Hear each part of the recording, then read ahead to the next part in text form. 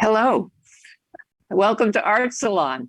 I'm Ellie Shore, and I've been hosting art salons for more than 10 years now. And they are now South Florida art salons to reflect the fact that our artists are from every corner of South Florida. They're also from every corner of the world, which is something I love about South Florida. I changed the name of art salons to South Florida Art Salons to do what I can to bring increased recognition of the wonderful work being done by South Florida artists. I think people need to know more about what art is being created here by professional artists and the quality, which is superb. I am joined tonight by my co-host and moderator, Dani Tapia, and I particularly want to introduce her and congratulate her tonight because she is a recipient of this year's Ellie Awards from Ulight Arts. It's a very prestigious award, and it reflects the amazing work that she is doing with Art Scene 365, which documents everything that happens in South Florida in the art world. And she also is a curator and actually, I believe, won this award for a show that she just curated called In the Company of Women that was at LNS Gallery. I'm going to introduce our guest artist tonight, John William Bailey. I would like to say that I'm just getting to know John myself. Dani suggested that I invite him. She knew him and I didn't. John is a French-American artist. Hey, John. But he was born in England, and he's got homes both in Miami and in Lyon, France. And so he sort of commutes back and forth among the two. He, for the last 4 years, has been at the Deering Estates, where he has been artist in residence, and he has an exhibit there in situ, which he will talk about a lot tonight. John is a professor of art at Florida International University, and he is a professor in the Honors College. He takes students to Europe to explore art there, and it makes me wish I was a student and could be along on one of those trips. So, John William Bailey, Flower Wars. Thank you so much, Ellie and Dani, for thinking of me and inviting me, and thank to Jerry also for helping out and making this possible. And I want to thank all of you for joining us tonight. So I'm going to switch to the PowerPoint, and I will introduce myself there. So this is the exhibition that is currently on view at the Deering Estate, and it's the culmination of, actually, I did a previous residency there, so it actually goes back to work from even 2015 during my first residency at the Deering Estate. And what's interesting about the Deering Estate is that Charles Deering was very different than his half-brother, James Deering, who had Vizcaya. In Vizcaya, the structure itself is the artwork. And at the Deering Estate, Charles Deering, actually, the art was the main purpose of the house. And in this, he had El Grecos, he had Goyas, he had John Singer Sargent, he had Degas, he had Corot, one of my favorite painters. And what you're looking at is actually, he would have it as a salon style. He had over 90 two-dimensional works in the house. And it's kind of crazy because he's south of Miami in the mangroves on Biscayne Bay, and he's got this Spanish-inspired villa full of European artwork, which is very interesting for me for reasons that you'll see. So there's a long tradition of this. So as Ellie said, I have two lives. I was born in Slough in the UK, but I don't remember much from there. At the age of 1.5, we moved to Long Island, New York. I lived there for 6 months, and then we moved to Paris. And my father's from the French Alps. For those that know about France, he's from Savoie. He's a Savoyard, which is mountain people. And my mother's of Irish, English, and German descent from Ohio. But I was born in the UK. And what happened to me was whenever I would come to the US, my American family would say, oh, the French are here. And then I'd go to France and I'd see my family there and they would say, oh, voilà l'américain, here's the Americans, right? And so I always kind of was interested in this play between not having this solid rooted identity of tied to one place and one culture, but rather this kind of fluid motion that would change. I'd be French or American. And this was accentuated by the fact that I had grown up speaking English. It was my first words, right? My first speaking. I was in the UK and New York. And then I went to all French schools in Paris and then Lyon. And I lived there until the age of 10. All French schools. I only knew French comic book characters. I only knew like French sports. So I'm crazy about soccer. I didn't even understand baseball. And then my parents decided to move to Miami. I think when you're from the French Alps, Miami and the Keys seem like paradise on earth. And if you're from Miami and the Keys, the French Alps seem like paradise on earth.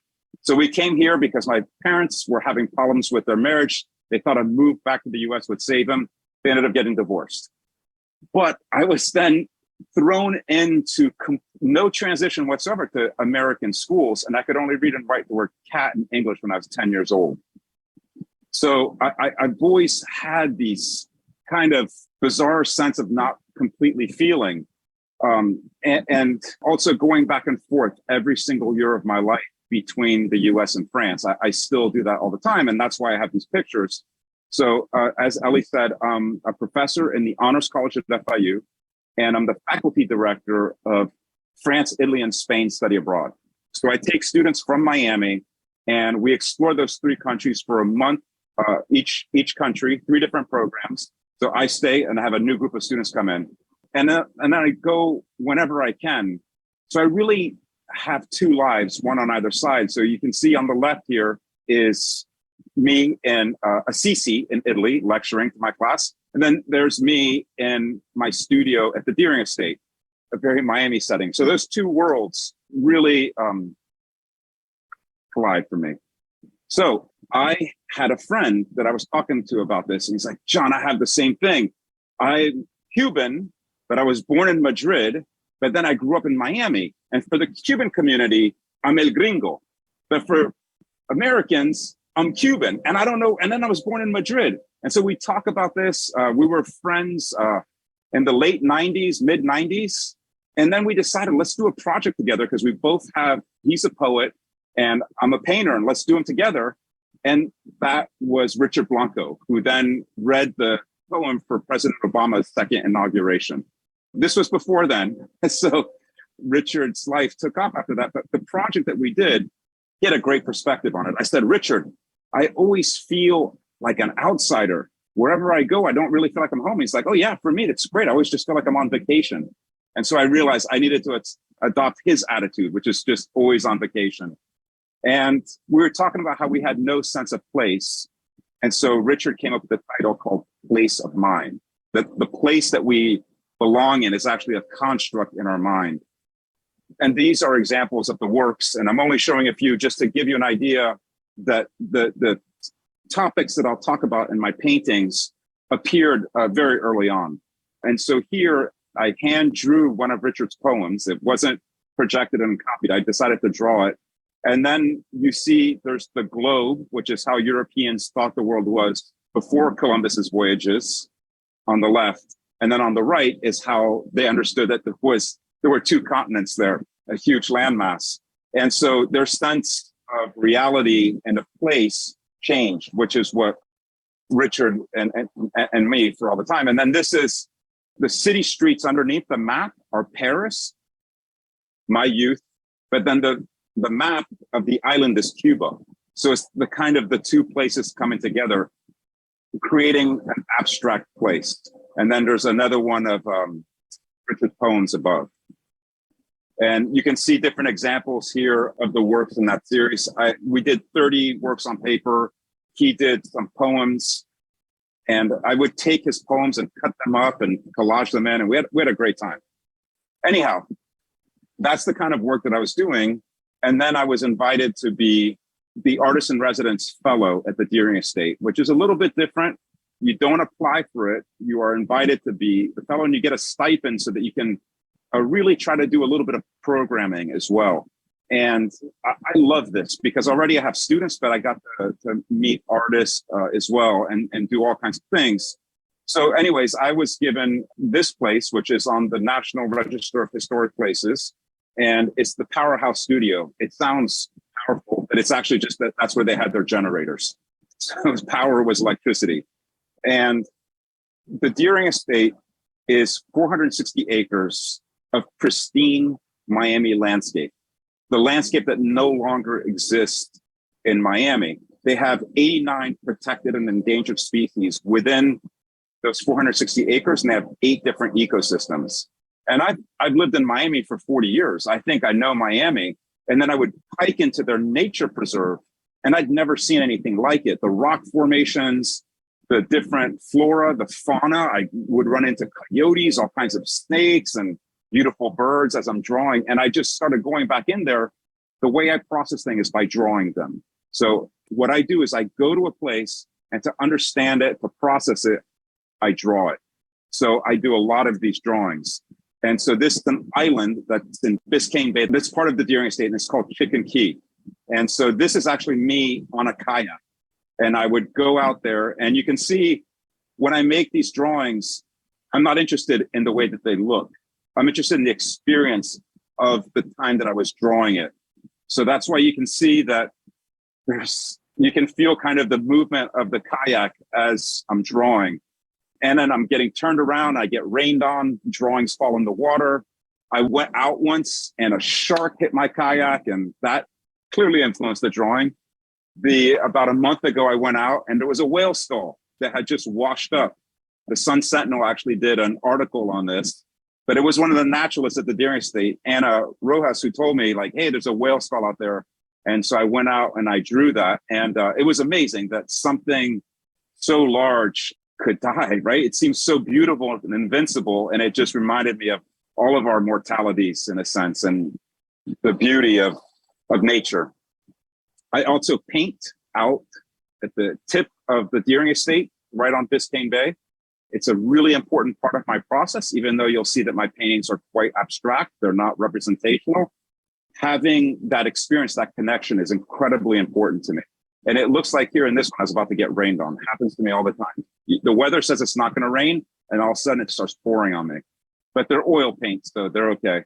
This is actually a portrait of Ponce de Leon as kind of a monster in the middle of the South Florida seascape. And then you can see here, I work on a lot of them at once. And so you can see the different series here. So the Deering Estate, for me, my paintings were very much rooted in French art and Italian art and Spanish art. I think the greatest painters are, Spain is bizarre, right? It doesn't, when you think of the 100 greatest painters, there aren't that many Spaniards. But when you think of the top 10, you've got Picasso, Goya, and Velázquez that are in there. So Spain is a weird place that greatly influences me. The Deering Estate gave me the best opportunity yet for me to understand the history and culture of Miami and the landscape of Miami. So when I first started my residency in 2015, I got there, I'm an artist. I come in, I don't know what's going on. And there's Jeff Ransom, who's the head archaeologist from Miami-Dade County, and a bunch of US park rangers. And they say, hey, we're going to the oldest archaeological site in all of Southeast Florida. Would you like to go with us? I was like, sure. And I even had an intern from FIU with me. We were not really prepared for this hike, but we went. And we're hiking basically through a tropical hardwood hammock, which is essentially jungle. And as we get through this jungle, then there's a huge opening in the ground. Not a sinkhole, a solution hole. So it's not suddenly formed, it's over centuries. So you can see the layering in the rock. And we're 24 feet above sea level, which is like Mount Everest for South Florida. And then Jeff Ransom goes down into the Cutler Fossil Site, and he invites me to go down there with him. And he explains to me that there's evidence of human habitation from 10,000 years ago that was found in this site. and also that there were human remains that were 6,000 years old in this site. And I've always heard the traditional narrative that, Miami was empty land up until the 19th century when Northern settlers came. And this really started changing my perception. I applied for permission to go out to the site alone, or I would go with one of my interns to draw it. And I was granted that by the state of Florida and Miami-Dade County, because it's a heavily restricted site. And I started drawing it and processing and connecting with a history that I really hadn't thought about in such a profound way before. And I got to tell you, being in that jungle and then going down into this pit, it was going down in a sense to a land of the dead, not a place similar to hell where there's sin involved, but more of a classical notion of the underworld where the dead reside. Again, no sinners, just the dead. And you commute with the dead. So I did, this is a drawing of the Cutler fossil site. And then some of the human remains that were there, found there from 6,000 years ago, were of a woman. And I thought, like, wow, every place in the world has a Venus of Willendorf, a Venus of this, the birth of Venus in Florence. And so I'm going to do a Venus of Miami. So I made this painting. It's a fabrication. So there's the Cutler fossil site in white, and there's life above. And then there's essentially a cave right here. And out of this cave rises Venus. And again, it's an invention. And I chose, in a reaction to European art, to make a proud, defiant woman that is confident. She's looking over her shoulder like, what are you doing here? Rather than one that's in a submissive role or in any way subjugated. So she's proud and she's defiant and she's coming up out of the Cutler fossil site. There are numbers in there. This is the only painting that you'll see with numbers. There's some behind me here. When I worked on a series for a while, I was thinking that the ancient Greeks and Romans and the Egyptians all used mathematics for compositions. And I thought, the formulas that they had are very simple compared to the formulas that we have now. What if I try to take some of these more complex formulas and use them as a compositional element? And so I started doing that, but I would put out the numbers. I had to work out things. And as I was doing this, there was a British mathematician, I can't even remember his name. In an interview, he says, the most interesting question facing humanity today is whether math is a system that we invented and projected onto nature, or whether math exists in nature and we've discovered it. And it's an open-ended question, and I absolutely love it. It's such a profound question. And so I just started leaving numbers in my paintings as just a question. I'm explaining them now, but if there's an opening, I would just say whatever you want. I wouldn't even explain it. And I would hear people come up with the economy, their GPS markings, and I would just let them run with it because it was an open-ended thing. All right. This is my studio at the Powerhouse.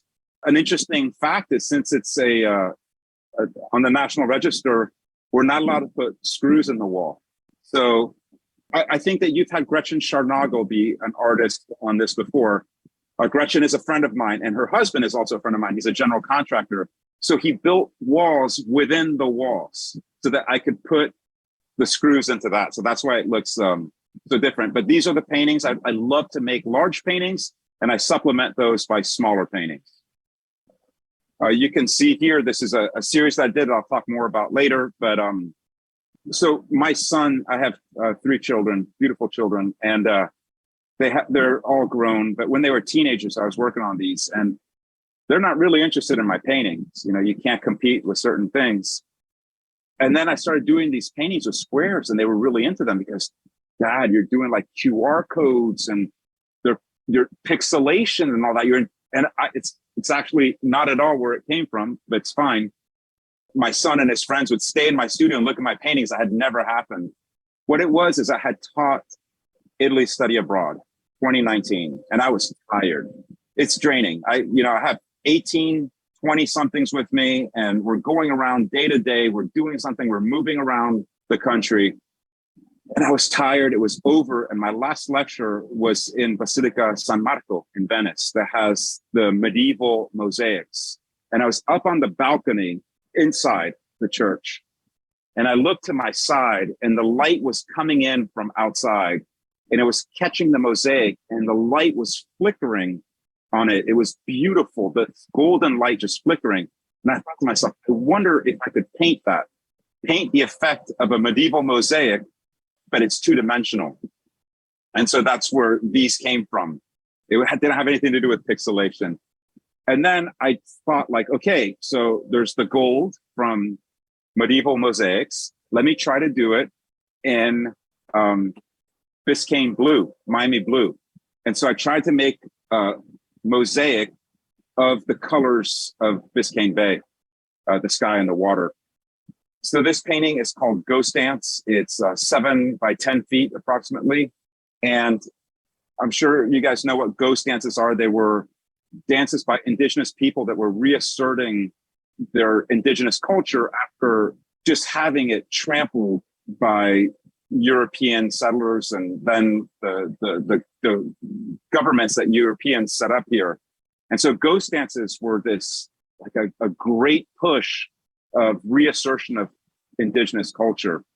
And so I studied those a little, and I also knew that at the I'll show you after, but the painting here is, you see figures in white. It's a little hard to see. I don't have a great reproduction of it, that are in a circle and they're dancing. And so I'll explain to you what it is. So first of all, I had to get the setting of Miami. So I took a Google Earth image of Miami and I removed all of the buildings. And so you see the Miami River in the middle, and the Tequesta village was on both sides of the mouth of the Miami River.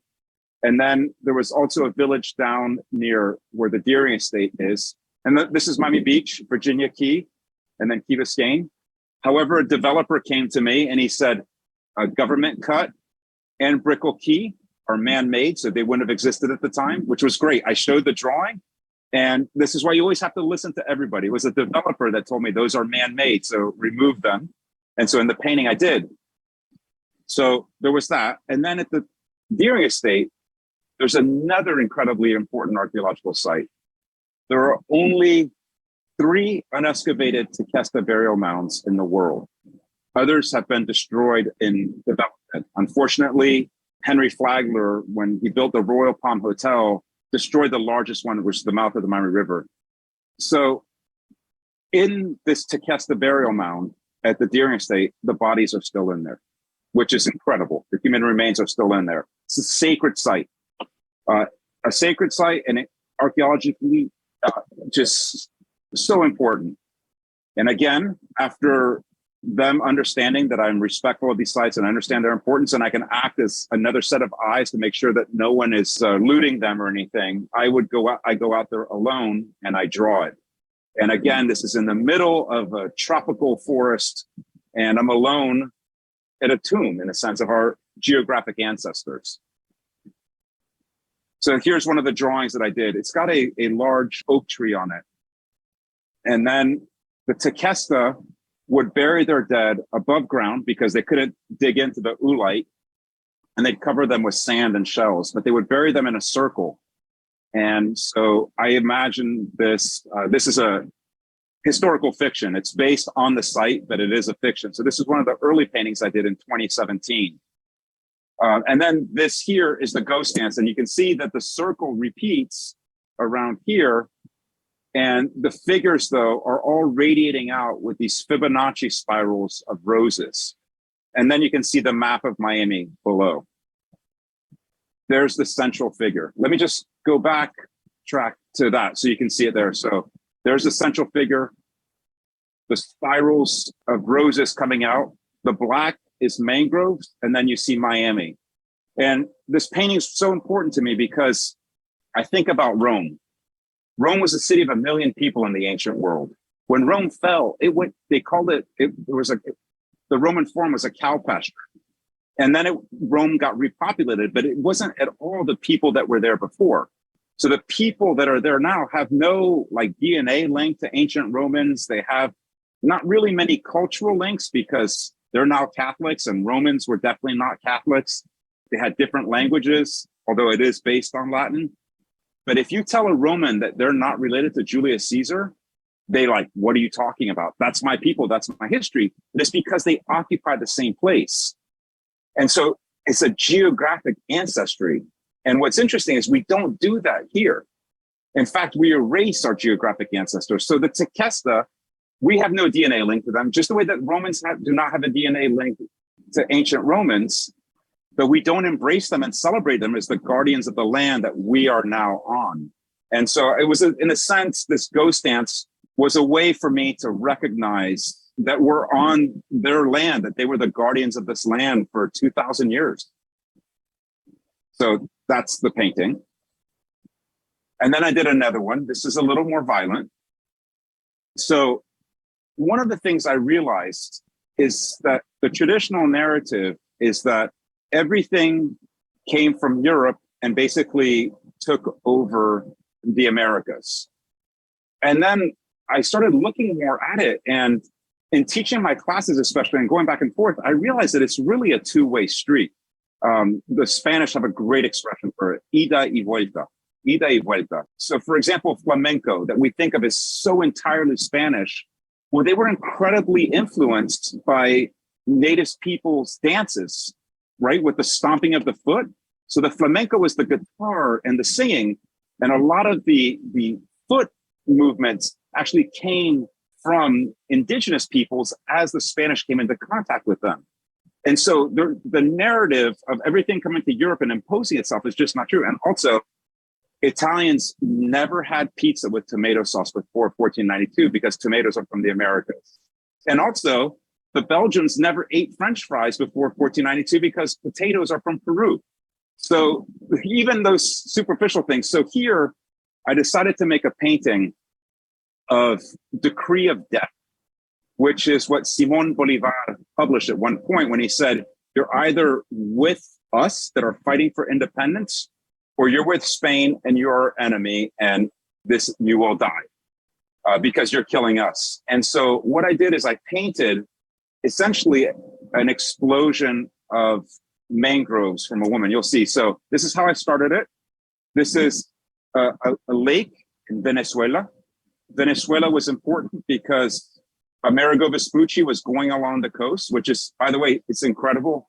He's just this guy from Florence that made a map, and we have two continents named after him, right? Like North and South America is Amerigo the feminized. Like, so he makes these maps. Another thing is he sees the land of Venezuela, well, the land that is now called Venezuela, and he sees houses on stilts. And he tells his friend, hey, that reminds me of Venice. It's like a little Venice, Venezuela, like these absurd ways that these names come about. And so this is a lake in Venezuela, which is important to me. And I painted it blood red. I wanted this to be a violent painting. Again, here's my drawing. This is the study. Again, I have to do like a Google Earth, and I remove all of the structures. I kind of got creative with I imagined, kind of mangrove rivers and estuaries and things like that. This is really important to understand. So what I think about when I paint are these paintings that I see in Europe a lot, right? So my content is coming from here, but my reference, I am French, right? Is I see these Baroque and Rococo paintings, Renaissance paintings, or even Guernica, these Cubist paintings, and they stay in me. I absolutely love them. And so this was the largest oil painting in the world. It's in Venice. It's in the Doge's Palace by Tintoretto. And I love that explosion that there is in the middle from Christ here, and it radiates out. And they joke that this painting, it's the Last Judgment. And really the criteria for getting into heaven is not whether or not you sinned. It's basically if you're Venetian, because all of these people are recognizable Venetians. So the Last Judgment, if you're not Venetian, you're not going.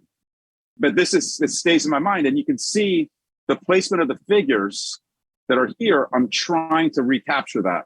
And so you can see this is a figure going like this, covering himself. So is this figure, he's going like this, and he's getting obliterated by the nature of the Americas.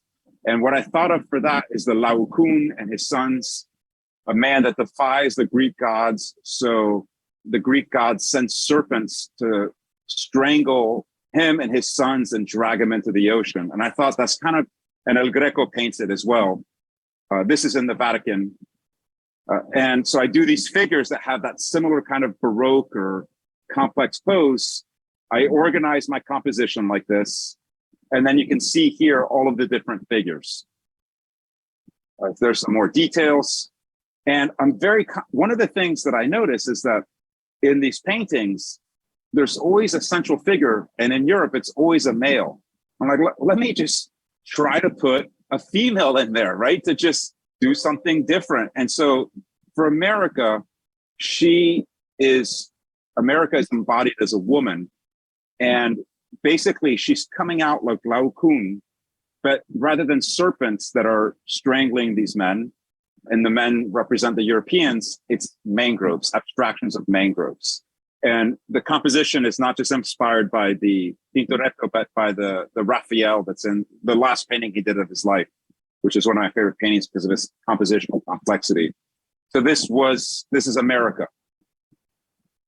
And you can see her here, and you see the mangrove shooting out. Also, the lands are always tied to femininity. And I decided to celebrate femininity. So there's actually spirals of flowers that spiral out and basically cover these men. And her power here is all of these flowers are spiraling out of her vagina and just obliterating everybody. And you can see that here. If you see the spiral that goes out and it comes around like this, and then all the mangroves, the figures. Okay, two paintings that I absolutely love. The 2nd and 3rd of May, 1808, by Francisco Goya. It's a French uprising. No, it's a Spanish uprising against the French occupiers. And you can see in this painting, if you've been to Madrid, it's on Puerta del Sol in the center, where it happens. And so here the Spaniards rise up trying to defeat the French, but the French win temporarily. Eventually they'll lose. And then they execute Spaniards here. And I don't know if you know, but in this painting, there's an absolutely remarkable thing that Goya does. So the soldiers have no personality because they're just the French executing the Spaniards. But you can see this figure here is down like this, like he's been a captive. And then you've been called to be executed. So this guy is like, oh, I'm next. Then the next figure feels the shot, and he's in white. And I'm not a Christian, I'm not a religious person, but he is in the pose of Christ. This is like, in a sense, a social crucifixion. And then look, this guy feels the shot. And then this guy is slow, he's already dead, he's falling. And then here he's falling. So Goya takes you through the execution. Just like, I just brilliant. Anyways, I was thinking of these two paintings and how they have a relationship to each other. And I'm not an overtly political painter, but obviously I deal with social issues all the time. And so I did two paintings that go together, and it's the 5th of November, 2020, Election Day, and then January 6th. A similar kind of thing to one is an uprising of hope, and then there's an ugliness after. And so these two paintings go together. This is the first one. This is the 5th of November, 2020. I have no party affiliation, but I vote for universal human rights, autonomy of the individual, against discrimination, autonomy of women, and regulating their bodies. I believe in essentially the pure sense of freedom, but we should live in a secular society where people have equal human rights and equal access to the same things. And for me, there was the party of Barack Obama that made aspirations towards that. Of course, none of us are perfect. There were failures in the Obama administration. And then I saw the party of Donald Trump that was an attempt to go away from those principles and turn America into something else. And so I did an election day where, if you look closely, you see that there are figures throughout. Here, can you see them in the South Florida, kind of like in a hurricane? But there are approximately 20 figures in here that move up through there. I have some details. And it's inspired by another painting. This is my favorite painting in the world. And I was like, how am I going to put this in my own PowerPoint? Because all my painting is going to look terrible, but it's an important painting to me. So the Raft of the Medusa by Géricault. Géricault did not have a commission to do this. It's one of the first paintings, a large scale painting, where an artist paid to do it themselves. He also is openly criticizing a sitting government, which hadn't been done before through a specific event. So certainly governments have been criticized, but not a specific event. And so to me, this was an amazing painting. And also, it's one of the first paintings where people of different races are coming together to save themselves. And it's hard to pinpoint the first painting that does this, but from everything that I've studied, this is really the first one, at least the first monumental one that does it. Géricault is, for me, one of the greatest painters in history. Unfortunately, he died very young. The way that he does the painting is, you see here, so the Raft of Medusa is a French ship that is basically, they hit rocks off the coast of Africa, and all the officers, they don't go down with the ship. They save themselves, and they leave the poor on this raft, and they suffer greatly. Eventually, I think 18 of them survive, and Géricault actually interviews them. And it turns out that the captain wasn't qualified. He became captain because he knew somebody. And it went entirely against, he came from a wealthy family. It went entirely against the ideas of meritocracy that the French Revolution had tried to instill. So Géricault does this painting criticizing the government for ever letting this happen. And so you have in the bottom here, you have despair. These are dead. They have no hope. And this guy is contemplating, will we ever get out of there? You can tell he's wounded. He's older as well. And then this man starts to look back. And when he looks this way, he sees somebody holding themselves on. And then they're reaching up and reaching up. This guy's pointing to this way. And then this guy, he does not look like he's been on a raft. He is so strong. He's so cut. He's, they were starving, and he is not starving. He is strong. And if you notice, there's a lot, Géricault really does the different skin tones here. He's interested in doing inclusion of different races.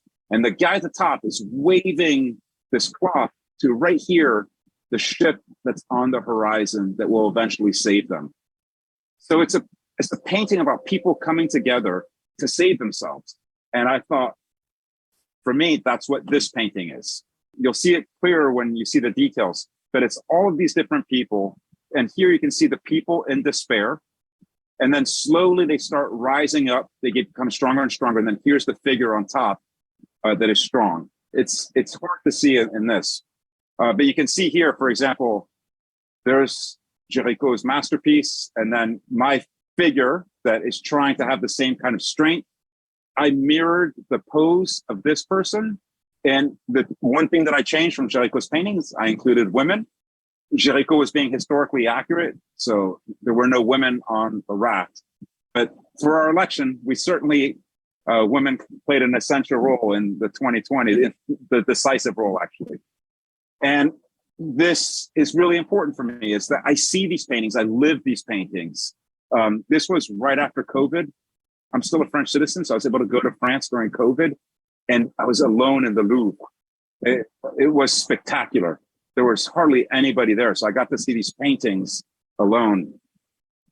And then we unfortunately have the hope of that is met with the violence, and to me, the treasonous acts of January 6th, where our separation of powers were violated and our legislative process was violated, and our principles of towards a more perfect union and out of many one were really assaulted.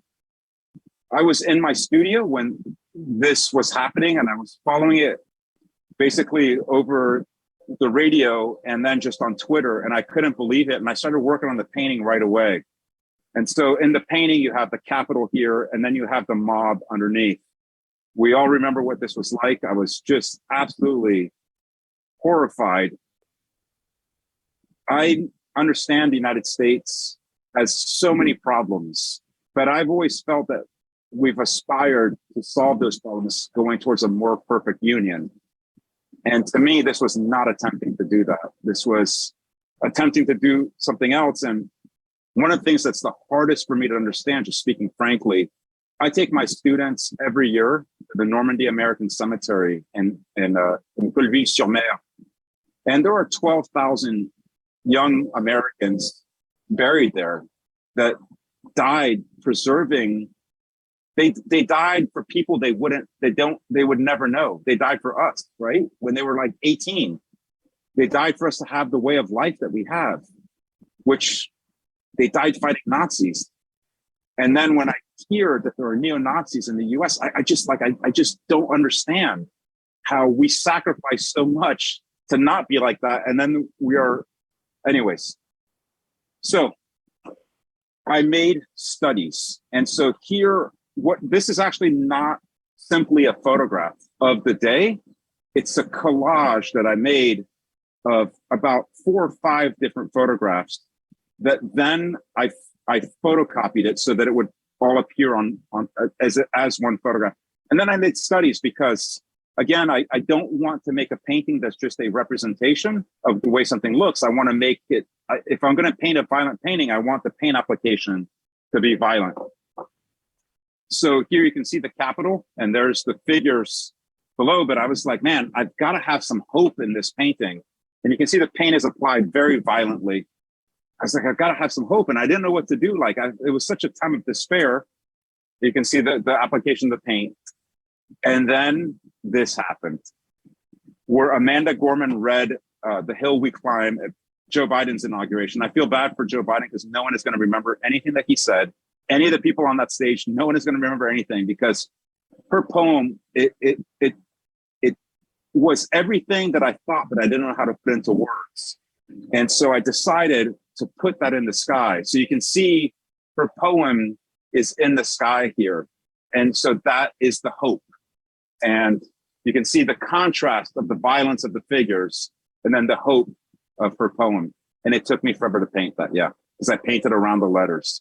My arm would fall asleep. And so that's what the painting looks like. And this one is in the collection of the Perez Art Museum, which is a great thing for me because I make paintings that I want people to see because for me, they're about things that are important. And I would hate for this to go into a private collection, right? I want it to be at a place where people could see it. Okay, so then you're seeing all of my US things. And then the other part of me is France. And during COVID for 2 years, I did not teach study abroad. So I just went to France and became just this French guy again somehow, right? Like at time, it just starts going there. So this is Lyon. This is the city that we have, my sister and I share a home there.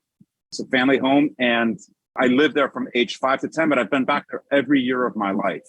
My kids have memories from summer there, so it's a part of me. And I want to also recognize my friend Vincent Dugas that took this photograph because he and his wife, Nathalie Laurent, are my art buddies. They're the ones that take me to all the shows there that transform my paintings. And I think they're going to watch this after it's too late. It's the middle of the night for them now, but I just want to tell them I love you guys and thank you. And so this is my studio in France. It's kind of a pop-up studio because, my sister will go there and things like that. And during COVID, I just painted there. It was such an interesting thing because I'm used to painting about my memories of Europe and the US. And now all of a sudden I was painting my memories of the US from France. And so I did these paintings here in Miami where I took mythological figures from Europe and put them in the landscape of the Deering estate. So these are mangroves in the back and it's Bacchus there. But then I did Bacchus in the French landscape. So these are plein air paintings. They're done outside in the countryside surrounding Lyon. And I was like, oh my God, just being in a different place, my paintings completely transformed. And so this is Salome de Miami. And then this is Salome of Lyon. The Virgen de Guadalupe and the Virgen de Guadalupe again. So just taking these figures and saying they exist in both hemispheres. And then I did my drawings there. So this is on top of the Eiffel Tower. I do them in one sitting. They are started and ended in that place. I don't work on them again. And so here, during COVID, it was amazing. For example, my flight from New York to Paris had 8 people on it. There were more people that worked on the flight than there were passengers. I saw JFK completely empty. I went up the Eiffel Tower once. It was just me and four teenage girls, French teenage girls. It was just no one. And I can't get in trouble now, and I don't think my friend ever will. My friend's mother was in the French resistance. She was Jewish, and she was young, 18, and she decided to fight. And she eventually was deported, survived a death camp, and then came back to France. And never talked about it much, but there was just a book written about her. And they were naming a square after her in Lyon, and he invited me. So I went. And then he had a reception at his hotel. My friend owns a hotel at his hotel after, but there was a curfew. And I was like, hey, Laurent Vernet is my friend's name. I got to go because I'm going to be out after curfew with COVID. And he's like, no, don't worry about it. And he made me a fake document that I worked the night shift at the hotel. So then I could go out in France at night. And it was just magical seeing these cities that you're used to, just masses of people, empty. And so I drew them. And this was really important to me because it was reconnecting with another part of myself. And even these small towns. And I got to draw the paintings that I love in person. And these smaller churches. This is a beautiful church. And this is the painting that I did in France. And so this is Ichel de Lyon. She's a Maya goddess, and I made her appearing. You can see the composition of this church in the black lines that go down. And then the blues and these colors are meant to look like stained glass. And then there are all these figures around. You can see her here. She's flying down into the church like an apparition with flowers from all over. You can see the texture there. And then I did a companion piece. You know how I did the smaller pieces like Bacchus in Miami, Bacchus in Lyon? I did, let me get the same figure, but now she's going to be Persephone in Miami. And so you can see Persephone is here. And basically, let me go back. So this is the Cutler fossil site. Again, you can see here the edge of the Cutler fossil site. Above the pink is all the life, the jungle around. And I told you that for me, the Cutler fossil site is the underworld where the dead reside. And when you go there, I feel like I'm commuting with the dead. I'm connecting with ancestors. And then you come out of it and you're in the jungle. And I painted Persephone going down into there because Persephone spent 6 months in the world above with us and then 6 months in the underworld. And I thought like going back between the land of the living and the land of the dead. And I painted this during COVID. And my mother passed away during COVID on December 31st, 2020. The last day of the worst year, my mother passed away. And I thought about, we are all doing this all the time. We're going from life to death to hope and despair all the time. And so Persephone, in a sense, in this painting, is all of us going from life to death. Now, you know, I like to paint things that I see in person. So, you know, I already had drawings of the Cutler fossil site, but I didn't have skulls, human remains around me. But then I remembered in 2014, I went to the Capuchin crypt in Rome. And the Capuchins, by the way, Capuchins wear brown, and then they shave the top of their heads. And that's where cappuccino comes from. Because, you know, you have a cappuccino, it's brown coffee, the white on top. So cappuccino comes from the Capuchin monks. So basically, when you order a cappuccino, you're ordering a Capuchin monk. But they made these sculptures of their own remains. So monks would die and they would use their remains to make these sculptures. And you visit it, it's one of the most amazing places in the world. And there's this saying that they have, what you are now, we used to be living. What we are now, you will be dead. Like, wow. And this is a very narrow place to visit. And there's a smell of death. So they don't let you stay long and you're not allowed to take photographs. But I wanted to draw. So I was drawing in the back and I see this Italian guard that sees me. She walks up, she goes, "What are you doing?" I go, I'm drawing. I didn't want to get, she just goes, "Let me see." Like I'm thinking she's going to tell me to destroy the drawings. She goes, she looks at it and she goes, "Oh, you can stay as long as you want." And then she came back and checked on me all the time. So I got these drawings of the Capuchin crypt.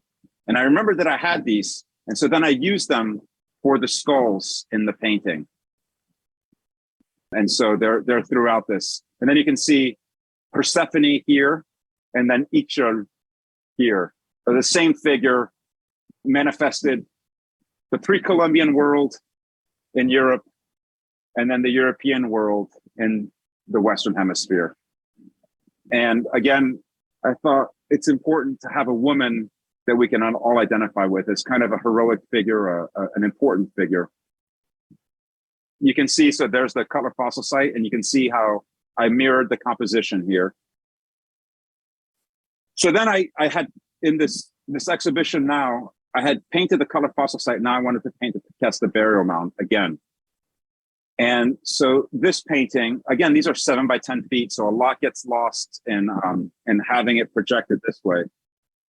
One of the things that's fascinating about the Tequesta burial mound is that on top of it, there's a tree that I've heard estimates from 400 to 450 years old.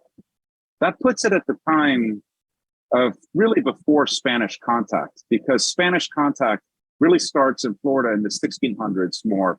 The first contact is Ponce de Leon in 1513. They try to build a mission in 1567, but it fails.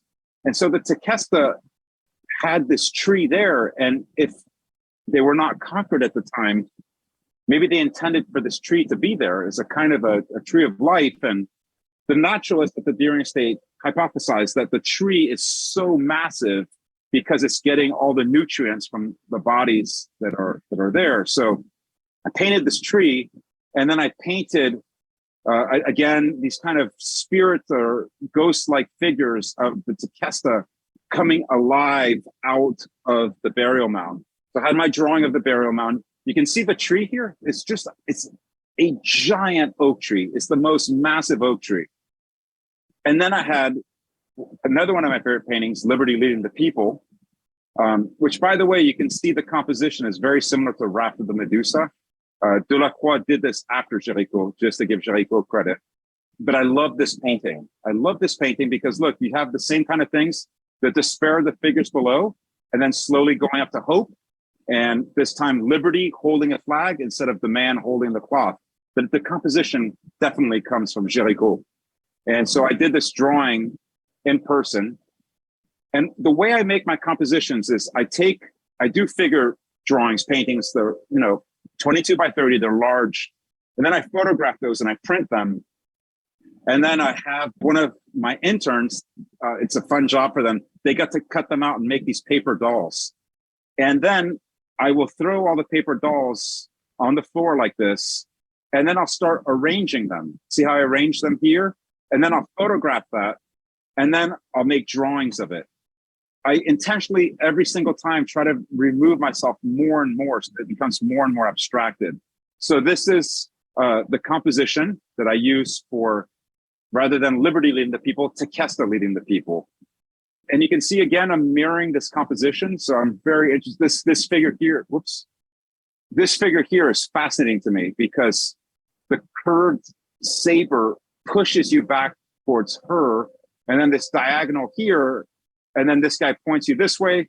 And if he points you this way, this guy brings you back up to him, and back to that saber that goes there. Really cool is, remember how Géricault had the boat in the distance? Look how Delacroix put Notre Dame Cathedral right where Géricault had the boat. It's clearly inspired by Géricault's. So I did the same kind of composition here, the despaired figures below. You can see how I mirrored the figures. So this boy is just wonderful. So I got the same kind of composition.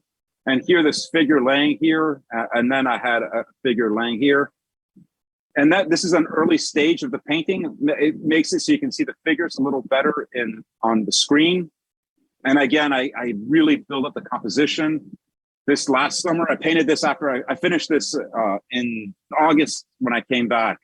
And man, I went crazy whenever I went to a museum, I went, where's your Asian section? Because I needed to see the Japanese prints. I went crazy, and you can see I started really being influenced by the flatness within the texture. You can see that especially here.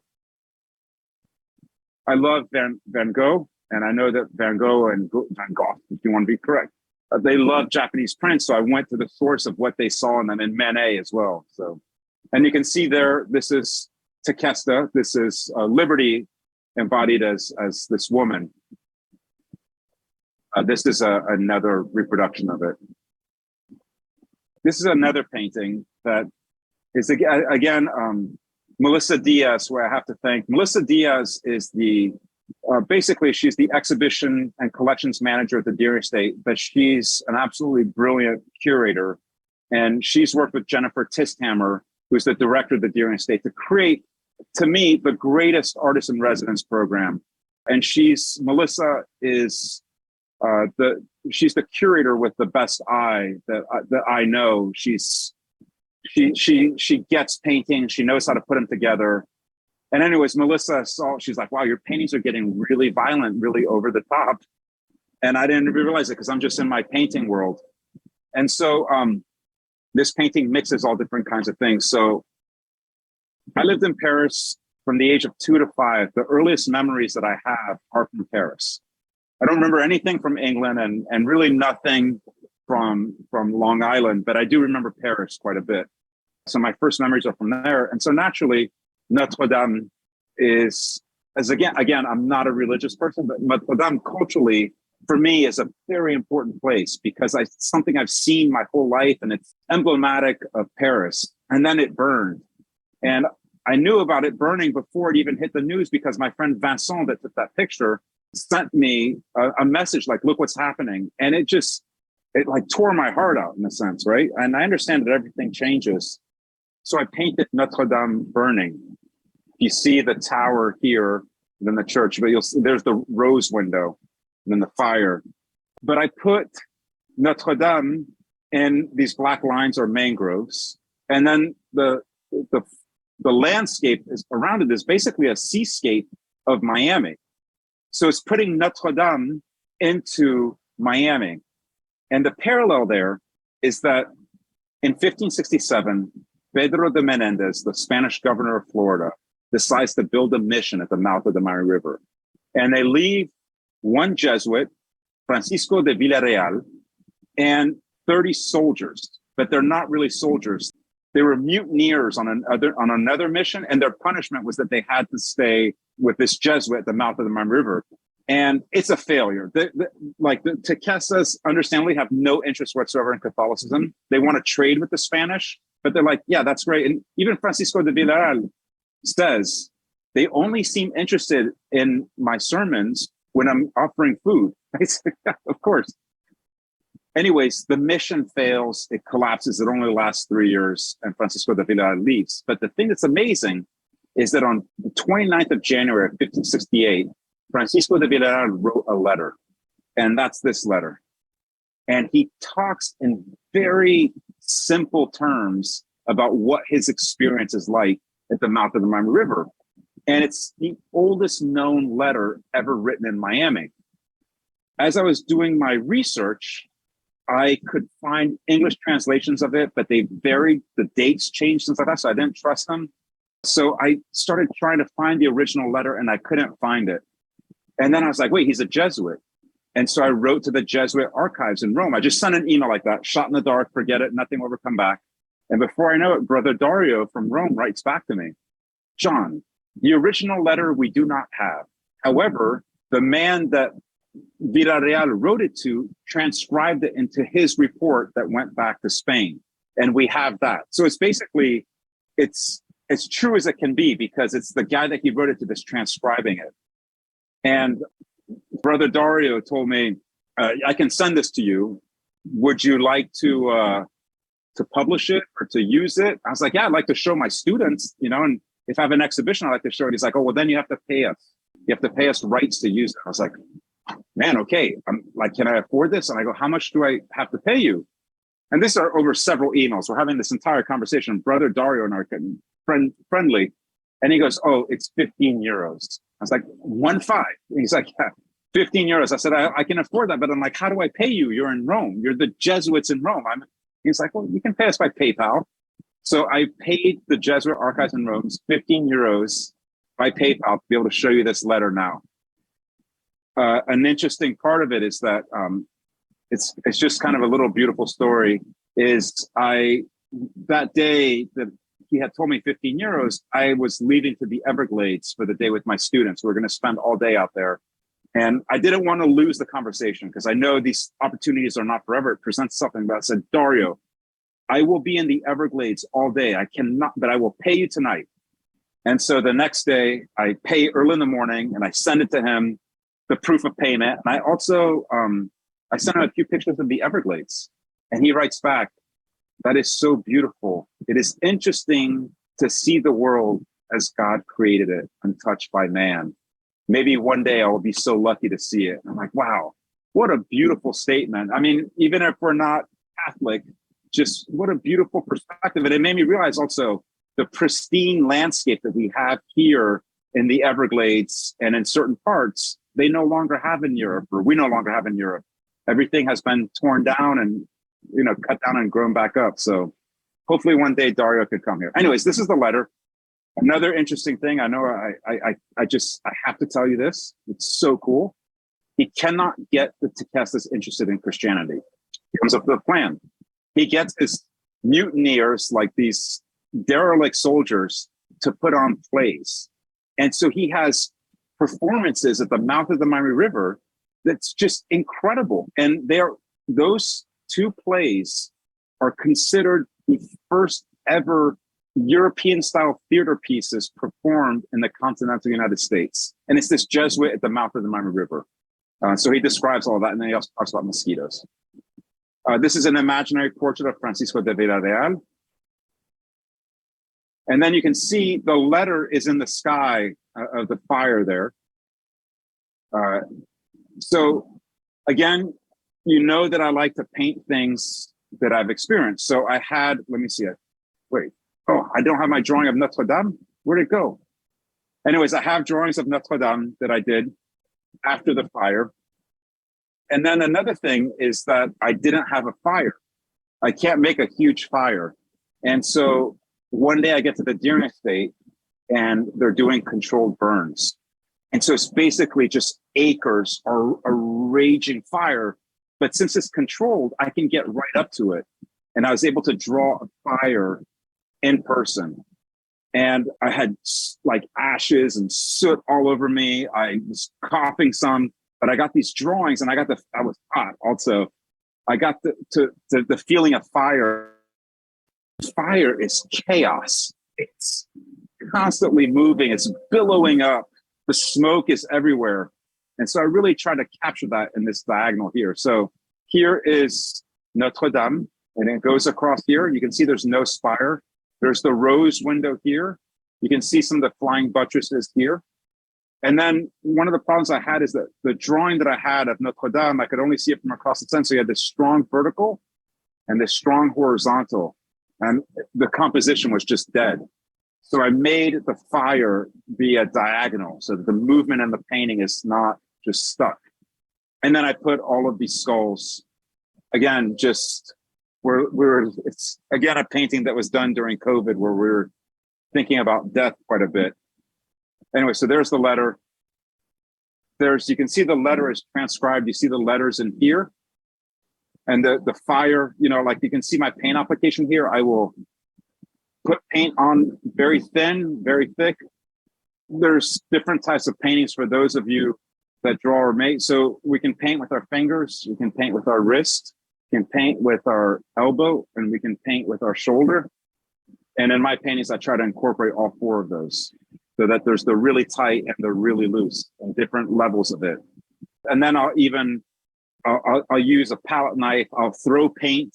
You can see some of the splatter here like this, but it's oil paint, so it stays thick. I let it dry out a little so that the oil comes out of it. So when I throw it, it doesn't drip. So really try to get that raging fire. There you can see the abstraction of the mangroves. And then there's a close-up of the heart of the fire. The exhibition at the Deering Estate closes on the 13th of November. I have representation by the LMS Gallery in Miami. And if Ellie is in New Jersey now, in New York, my works are available through Clamp Art. but I'm only represented by LNS, although my works are available at different places. But LNS is going to have an event here, a reception as a closing reception kind of, that I will share with Ellie, that she can share it with all of you that attended tonight. And hopefully you can make it down there to see the paintings in person. I want to give, I should have put it on here, these photographs that make the exhibition look much better than it is are by Zachary Balber, fantastic photographer down here that just did an outstanding job. And you can see the three paintings. He also took this portrait of me. There's his name, Zachary Balber. If you come down and if you let me know first by email or text or through Instagram, I'll show you the studio as well. As long as it's not on Wednesday, I teach on Wednesdays, but you can come into the studio.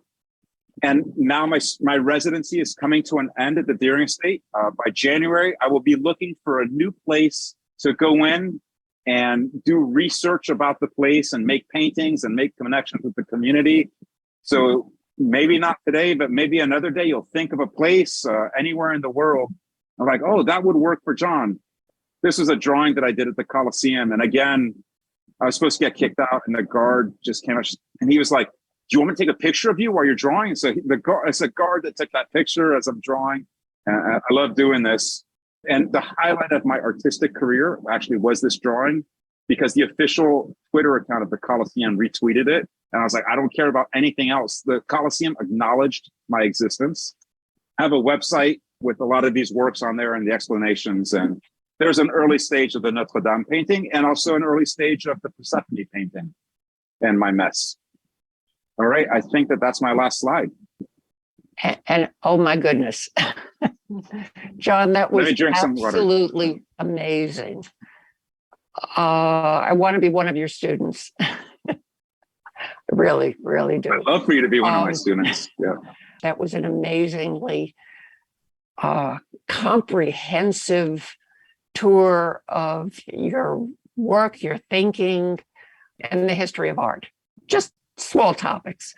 Well, I just want to say thank you to you, Ellie and Danny, for having me, and for all of you for your engagement and your questions. I had a wonderful time, and I'm honored to have been asked to participate in this. But thank you so much. Okay, good night, all. Thank you, John. So, This was amazing. Thank you. Thank you. Bye. Night.